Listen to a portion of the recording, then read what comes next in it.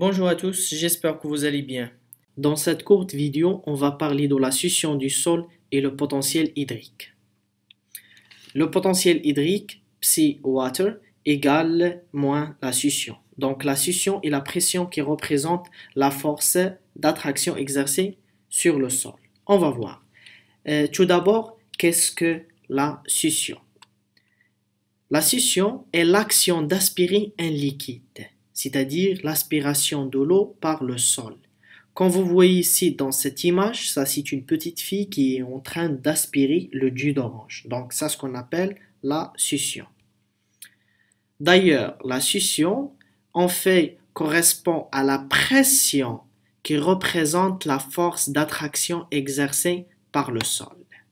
C'est-à-dire, il correspond à une pression qui caractérise l'action attractive exercée par le sol sur l'eau.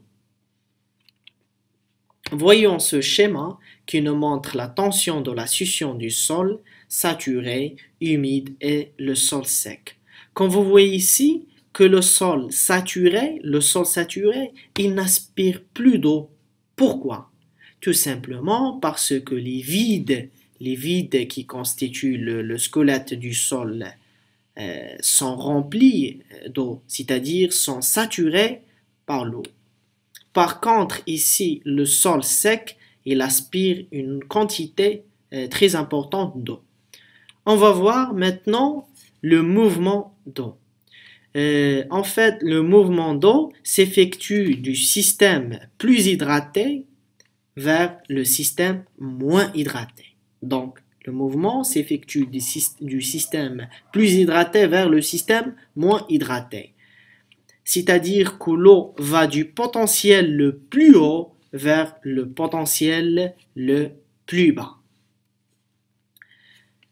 Alors, ce qu'il faut retenir maintenant, que plus le potentiel est faible, plus le potentiel hydrique est faible, plus le potentiel hydrique du sol, plus le sol aspire l'eau.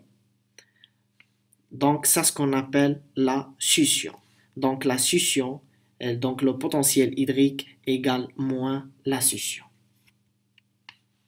Donc, le potentiel hydrique égale moins la succion.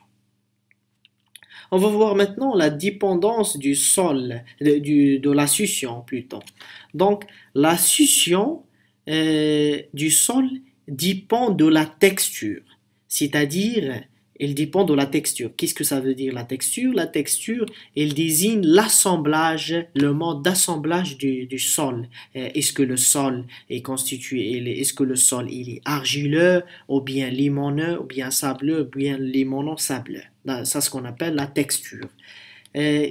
La succion du sol dépend également de la taille des pores, c'est-à-dire est-ce que les pores qui constituent le squelette qu'on trouve dans le squelette du sol sont de grande taille ou bien de petite taille, dépend aussi de la quantité d'eau contenue dans le sol. Est-ce que le sol il est saturé en eau, ou bien sec, ou bien humide? Dépend également des conditions climatiques. Les conditions climatiques, bien évidemment, sont également déterminantes. Est-ce que le climat il est sec, ou bien humide, ou bien subhumide? Donc, commençons d'abord par la texture. Bien entendu, qui dit texture dit tout simplement granulométrie. Bien évidemment, la texture correspond à la répartition des constituants du sol. La répartition des constituants du sol, c'est-à-dire la répartition des particules minérales. Il correspond aussi au mode d'assemblage des particules du sol. Faites attention, la texture du sol ne change pas. La texture du sol ne change pas, mais la structure du sol évolue avec le temps. C'est la structure qui évolue. Par contre, la texture ne change pas.